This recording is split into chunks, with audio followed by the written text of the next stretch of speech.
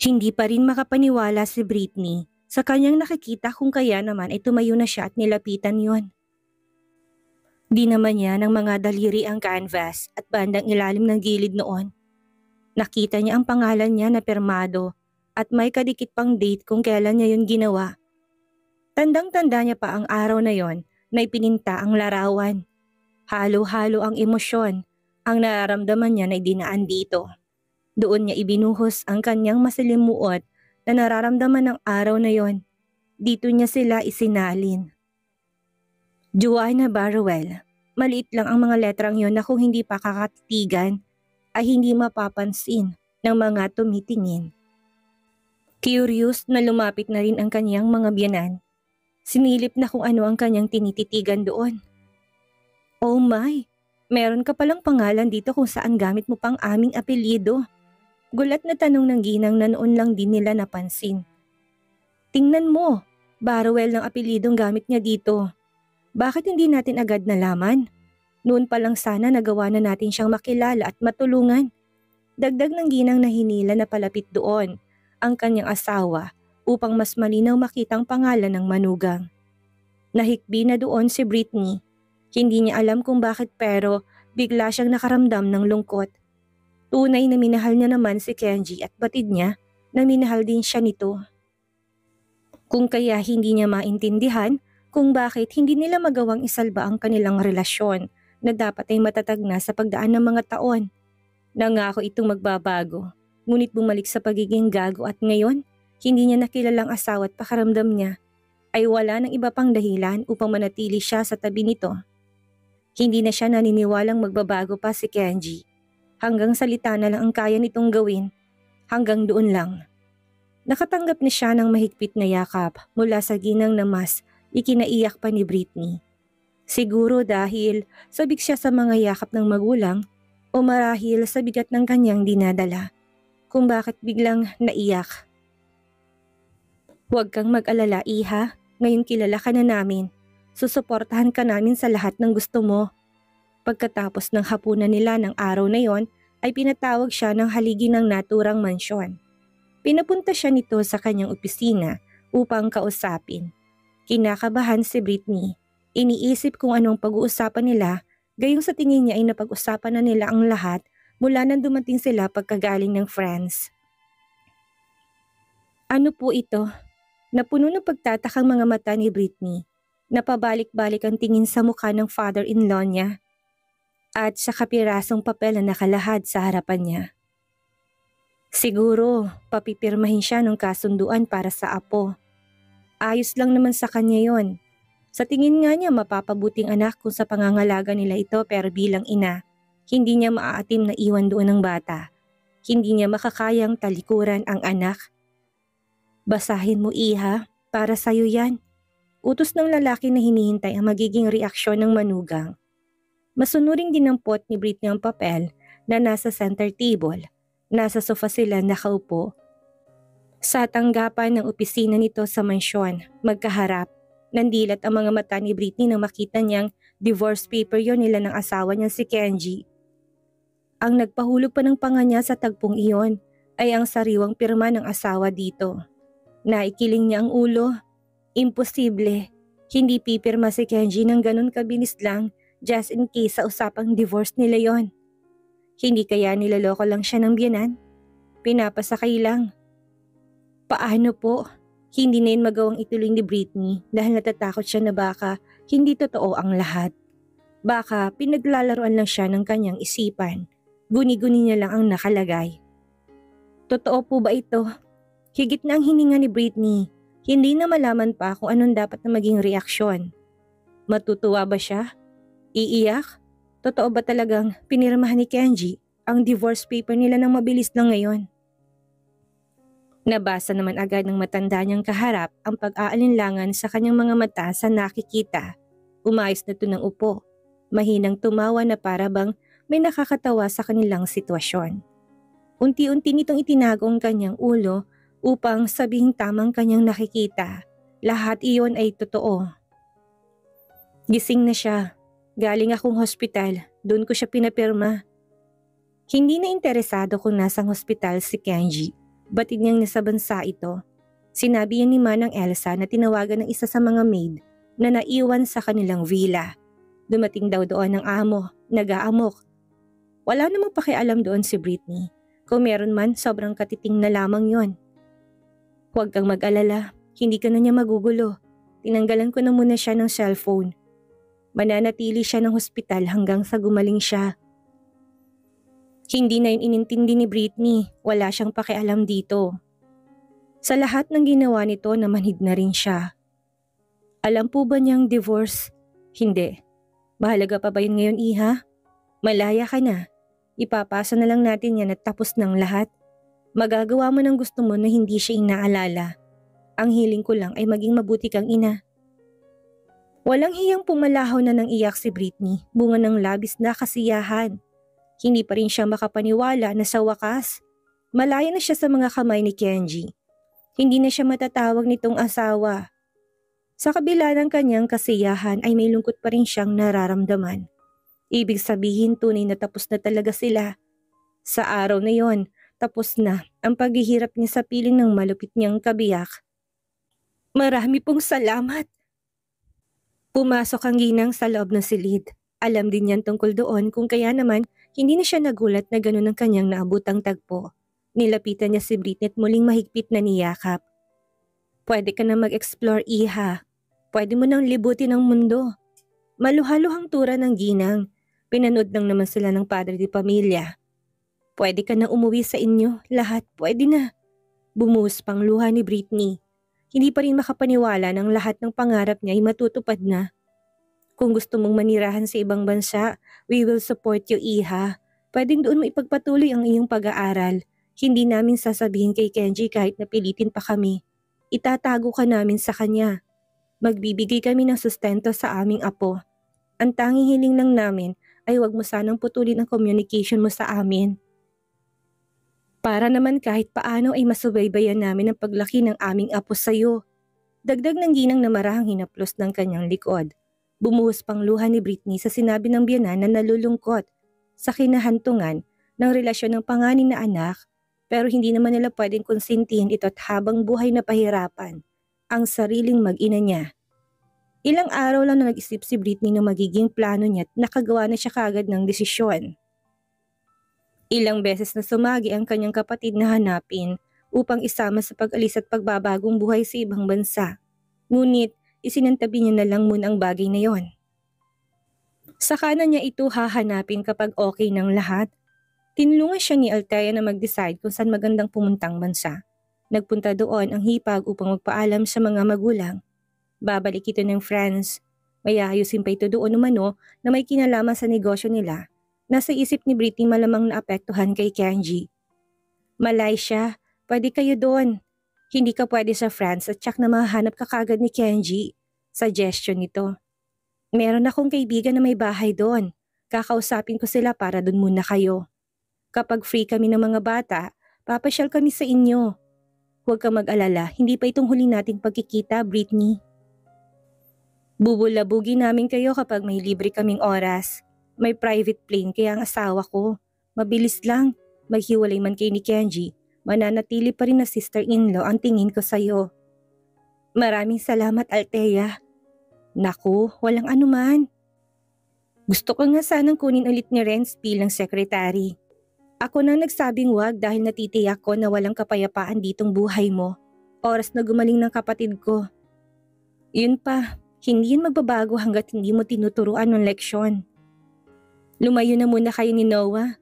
Mahinang natawa si Britney. Gustuhin niya mang gawin din iyon ay tamang hipag na hindi nga yun pwede. Mas magaling naman sa akin ang sekretary ni Mr. Salmeda ngayon kumpara. Naku, hindi. Palagi niya pa rin sinasabi na ikaw daw dahil anytime pwede kanyang bulabugin. Nagkatawanan na silang dalawa na nasa living room. O siya, hindi na ako magtatagal at meron pa akong flight. Mag-reach out ka na lang sa akin kapag may kailangan ka. Hindi kita tatanggihan. May pasasamahing tao rin si Renz sa inyong mag-ina paalis. Nag-aalala't ba kung saan daw kayo mapunta? Di rin itong nagpaalam na rin sa mga magulang niya. Isang araw lang ang lumipas at naihanda ang lahat ng kailangan nila sa tulong ng matandang Barrowell. Sinigurado nilang mag-asawa na magiging okay ang mag-iina sa bansang kanilang napiling puntahan. Mula sa bahay na si Althea ang kumuha hanggang sa mga importanteng papeles na kakailanganin nila. Bibisita kami sa inyo next week, kahit saglit lang. Pahayag ng ginang nakargang apong si Noah. Nasa airport na sila noon, kasama pa rin ni Britney si Manang Elsa at ang yaya ni Noah. Pinasamahan din siya ng ilang mga katulong ng mga Barwell na kinuha sa mansyon upang hindi mahirapan sa gawaing bahay. Maging ang school na papasukan ni Britney ay nakahanda na rin. Hindi sila sa mismong city ng Malaysia. Nasa hilagang bahagi ng lungsod ng Kuala Lumpur ang kanilang magiging panibagong tahanan kung saan muling bubuuhin ni Britney ang kanyang sarili na winasak at sinubok ng panahon. Yun ang pinili niya na tanungin siya ng mag-asawa kung saan nila gusto. Labag man sa kanyang umalis kung tutuusin pero kailangan niyang gawin para sa dalawang paslit. Kay Noah at Andrea na mula sa mga sandaling yon ay siya na lang titingnan niya upang patuloy na bumangon.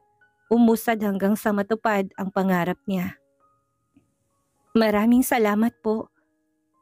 Pwede mo pa rin kaming tawaging mommy at daddy kahit iwalay na kayo ng anak namin.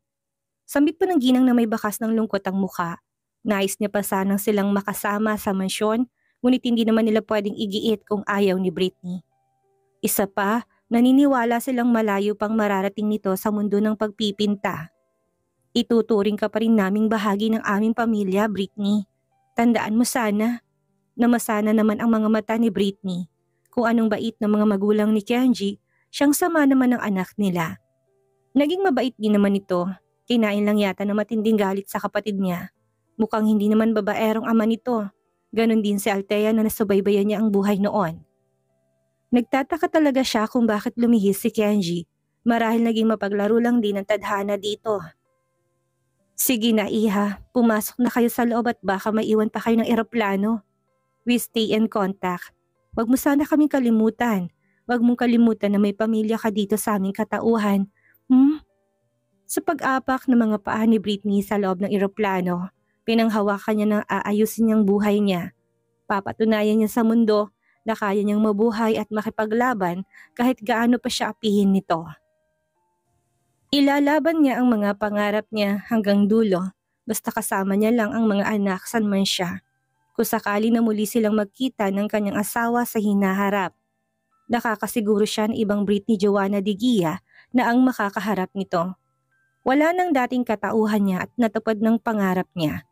Kagaya ng ibong na abutan ng bagyo, malakas ng bagwi sa tanda ng sumuong sa panibagong hamon ng buhay. Kung hindi man yun mangyari, hihilingin na lang niya na magbago na sana ang dating asawa at mahalin ng panibagong pamilya na bubuuhin niya kung sakaling meron man itong planong ganon. Paalam Pilipinas, babalik ako.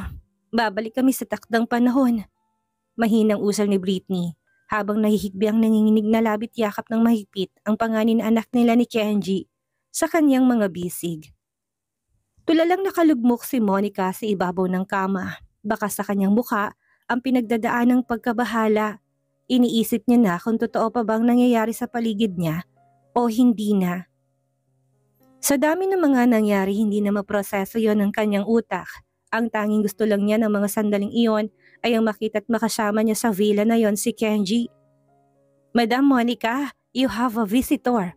Nabuhayan ng loob si Monica sa tinura ng isa sa mga maid. Excited na nakukumahog na bumaba ng hagdan ng babae. Hindi niya alintana ang hingal na kanyang nararamdaman, bunga ng kaba at pananabik. Ganon din ang medyo paninikip ng dibdib. Sabi na nga ba niya, hindi siya nito kayang tiisin ng dahil sa kanyang sitwasyon. Natitiyak niya si Kenji na yon. Malamang nakalabas na ito ng hospital at siyang unang pinuntahan. Naglalaro sa kanyang labi ang kakaibang ngiti na agad din namang napawi nang makita niya kung sino ang bisitang sinasabi ng katulong sa kanya. Hindi iyon si Kenji na inaasahan, kundi ang kapatid nito na may taglay na pambihirang katarayan. Nanuyo ang lalamunan niya. Hindi ko na kailangang ipakilala pa sa yung sarili ko dahil sa malamang kilala mo naman ako. Kalmadong boses ni Althea na pinapasok ng kanyang sarili sa sala ng naturang villa. Pinaghalong dismaya at hindi makapaniwala ang emosyon na nasa mukha. Baliw ka na nga talaga. Mali. Baliw na kayong dalawa ng kapatid ko. Alam mo, hindi ka dito nararapat nakatira. Dapat sa mental. Hindi tinago ni Monica ang sakit at pait sa kanyang mukha sa sinabi ng babae, ngunit hindi niya naman dito makayang sumagot. Ewan ba niya, iba ang aura ng babae kahit hindi niya naman iyon ang unang beses na nakaharap niya ito, na palaging laman ng mga gatherings at invited din siya. Maganda ito, mukhang mabait ang maamong mukha pero may pagkademonita palang pag-uugali. Naalala ko tuloy sa katauhan mo sa Eleanor. Kilala mo ba yon kung sino, dear? Alam mo, pwede kayong maging mag-best friend nun. Parehong takbo ng utak. Ilusyonada. Alam nang hindi pwede, pilit pa rin ang pilit sa sarili nila. Gusto mo bang ipakilala kita sa kanya? Napatras na si Monica nang muling tumingin sa kanya si Althea na may kakaibang nakabalatay ng ngisi sa labi niya. Anong ginagawa mo dito? Sa wakas ay nagawa niyang itanong matapos manahimik at pinagbibigyan magsalita lang si Althea. Touring, and I am just checking one of my brother's properties. I don't think nababalik pa siya dito kaya naman ibibenta ng bahay na to. You know naman na nasa ospital pa rin siya at nagpapagaling, hindi ba? Walang plano si Althea na sabihin sa babae na nakabalik ng kapatid ng Pilipinas. Malamang uuwi ito at doon maghahasik ng lagim. Bubuntutan na naman niya ito. Tapos ang tangang kapatid niya muling magpapadala. Kahit hiwalay ng kapatid sa asawang si Britney, hanggang sa huli hindi niya ito matatanggap na maging bagong hipag. Magkasira na silang dalawa ni Kenji. What? Anong ibig mo sabihin na ibibenta? Bahay namin tong dalawa. Correction, Monica. Bahay niya lang. Ay, mali pala. Hawak niya sa bibig na para bang biglang merong naalala. Lumapad ng ngisi nitong nanunuot na sa balat ni Monica. Bahay nilang dalawa ng tunay niyang asawa. Narinig mo? Tunay niyang asawa, Monica. Gumuhit pa ang matinding sakit sa mga mata ni Monica sa tinurang iyon ni Althea. Parang kutsilyong sumugat yon sa kanyang puso. Vacate this house today. May konsensya pa naman ako at hindi ka na lang basta pinaalis. Ipapalinis ko to dahil may sure buyer na rin naman akong titingin. Nakakahiya kung daming basura at tuming pakalat-kalat. Excuse me. May sakit ka ba sa pandinig? Kailangan ko pa bang ulitin ang mga sinasabi ko na para lang maintindihan mo? Halos mapalagmok na si Monica sa sobrang gulat sa kanyang nalaman. At ang mga titig na may panlilisik mula kay Althea, dinaluhan siya ng ilan sa mga maid na naguguluhan ko anong kanilang pinag-uusapan at ano ang nangyayari ngayon sa kanilang pagitan. No, hindi ako papayag. At sino ka para tumutol? May karapatan ka ba, Miss Mercado? Ha? You have no say in our decision. Narinig mo? Parents namin ang mismo nagpapabenta dahil basically pera naman ang aming negosyo. Pera ng aming pamilyang binili ng bahay na to. Harapang pang-aalipusta niya sa babaeng maliit na pinaghiwalay ang labi sa matinding gulat. Seryoso ba talagang kapatid ni Kenji? Ano bang gusto mo? Aalis ka ng tahimik o aalis ka ng may mas malalang iskandalo dito? Mamili ka na lang, dear, Miss Mercado. Nasapunan ni Monica ang kanyang noo. Patong-patong ng kanyang problema, wala pang ang solusyon ng mga nauna, meron na naman. Isa lang ang makakasagot dito. Isa lang ang makakapigil sa panggugulo ni Althea sa kanya. Kinuha niya ang cellphone at makailang beses nang tinawagan si Kenji. Ito na lang ang tanging pag-asa niya. Hindi mo siya makokontak. Sinabihan na kita na nagpapagaling siya. Ayaw mong maniwala? Magsasayang ka lang ng lakas. Mabagal na nagpalakad-lakad pa si Althea. Tinignan ang bawat appliances at furnitures na halatang bagong-bago pa. Hibang na talagang kapatid. Ginastosan ng malala ang side chick. Mas malala pa ito noon kay Renz. Hindi ako aalis dito hanggat hindi si Kenji mismo nagsasabi at nagpapalaya sa akin. Mananatili ako kung saan niya ako iniwan dahil babalik siya. Hindi niya ako matitiis. Babalikan niya ako dito. Uuwi siya.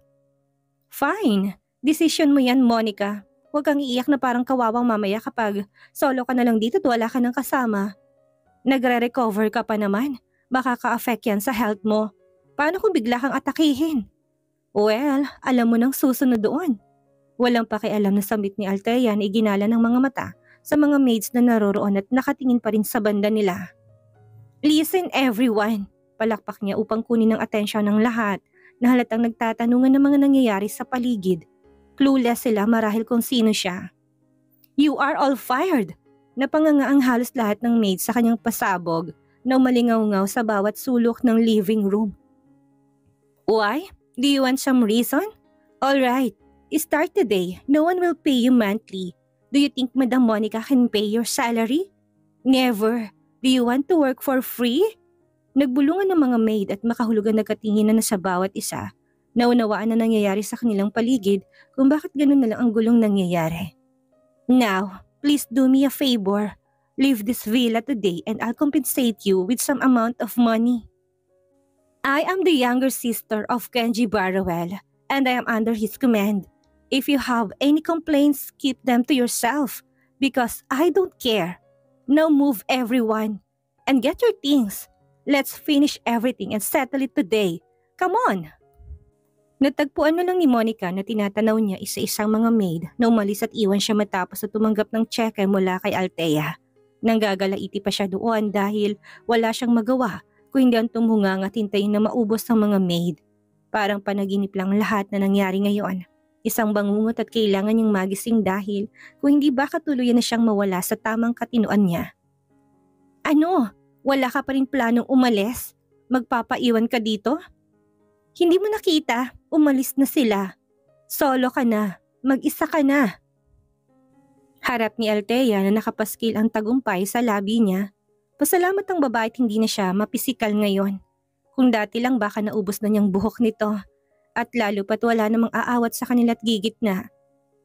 Kailangan mo ba ng pera para may pang check-in ka sa isa sa mga hotel? Wait, bibigyan kita. Hindi naman ako ganun kasama na basta ka nalang papalayasin nang wala man lang akong ibinibigay sa'yo.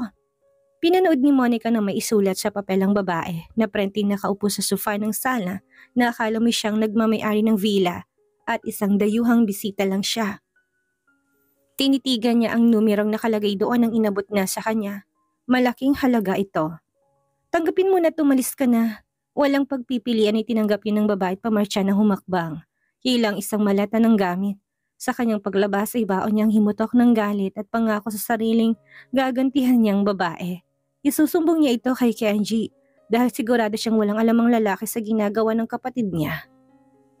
Masama niyang nilingon si Althea na nasa may pintuan na pinapanood ang kanyang pag-alis sa lugar. Humanda ka sa akin. Sisiguraduhin ko mag-aaway kayo na matindi ng kapatid mo. Oras na makausap ko na siya. Isusumbong kita. Pinaalis mo ko sa pugad namin. Go ahead. Hindi ako natatakot sa kanya o sa kahit anong banta mo. Kalmadong hamon dito ni Althea sabay ngisi pa ng malaki. Halos maiyak siyang nilayasan ni Monica. Akala mo o obra ka sa akin? Heck no. Ilang araw pang lumipas at nagawang maibenta nga ni Althea ang villa ng walang kahirap-hirap sa tulong ng mga kaibigan. Ang perang pinagbentahan noon ay dinerecho niya sa bank account ni Britney upang idagdag sa gastusin nilang mag-iina doon sa Malaysia. Silang dapat na nakikinabang ng pera ni Kenji at hindi kung sino-sinong maling tao lang. Sila ang tunay na may karapatan. Nakailang balik na si Monica sa ospital pero hindi niya pa rin magawang makapasok sa loob nito upang makita at makausap si Kenji sa dahilang nakaka-bullshit sa utak niya. Nag-check-in siya sa hotel at umupo ng sasakyan na gagamitin niya matapos siyang parang hayop ni Itaboy na kapatid ni Kenji. Lingid sa kanyang kaalaman na nauna ng kinunsyaba ni Althea ang naturang ospital upang mas lalo siyang pagmukhaing tanga. Pinalabas niya na naroon pa rin ang kanyang kapatid kahit na wala naman na. Usapang pera at famous si Althea sa lugar. Kaya malamang hindi ito tinanggihan ng ospital kahit na hindi ito nagbigay ng valid na dahilan. Gusto niyang mabaliw pa si Monica hanggang tuluyang bumigay ang utak nito na magaya sa kakilala niyang humamon sa kanya noon. Siningil ito ng ganong klaseng karma at gusto niyang magaya ditong babae. Gusto niyang magdusang utak nila. Why don't you want me to come in? Pagwawala ni Monica sa labas pa lang ng hospital dahil nakatimbre na siya. Let me see my husband. Don't you understand? I'm his wife. I'm his wife. I am Mrs. Barrowell. Nagtawanan ng mga guard na kaharap niya. You are insane. You can't show any papers that you are the patient's wife. So how can you make us believe you? Show us the proof. You must believe me. We are sorry. We need proof. Come back if you already have proof of legitimacy as his wife. Palaging gano'n ang eksena sa ospital sa loob ng inong araw na pabalik-balik ang mababaliw ng si Monica. Ilang beses na muli pang tinawagan ni Monica si Kenji na kahit sa social media account nito ay ayaw sumagot at hindi niya rin makontak.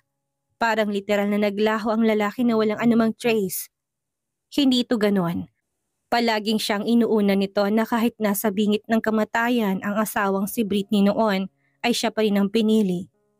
Bakit ba ayaw mo sagutin? Ano na bang nangyari sa'yo? Pinapag-alala mo naman ako ng sobra, Kenji. Gusto mo bang atakihin ako sa puso't hindi na makabawi pa? Yun bang gusto mo? Hampas nito sa manibela ng kotse habang bumubuhos ang mga luha niya. Panay ang hinga ng malalim ni Kenji habang nakatingin sa labas ng bintanang ng ospital. Ilang araw na nakakalipas magmula na magtungo doon, ang kanyang ama't hindi na ito muling bumalik pa. Wala na sa kanyang bumisita mula noon kahit ng kanyang ina. Bagay na naiintindihan niya, malamang ay dahil yun sa pumutok na balita. Wala naman siyang cellphone upang tawagan at kumuha ng impormasyon kay Caroline. Malalim ng gabi noon at tahimik ng buong paligid pero hindi niya magawang magpahinga. Ilang araw ng kada bubukas ang pintuan ng silid ay napapalingon siya doon na tila may hinihintay. Nagbabaka sakali na isa sa pamilya niyang dumalaw o maging ang kanyang bayaw na si Renz, ngunit palagi siyang nabibigo. Wala na nakakaalala pa sa kanya na mahal niya sa buhay. Ano na kayang mangyayari kay Britney ngayong malaya na siya kay Kenji? Ano ang gagawin ni Kenji kapag nalaman niya wala na si Britney at wala nang bisang kasal niya? Yan ang ating aalamin sa susunod nating kabanata.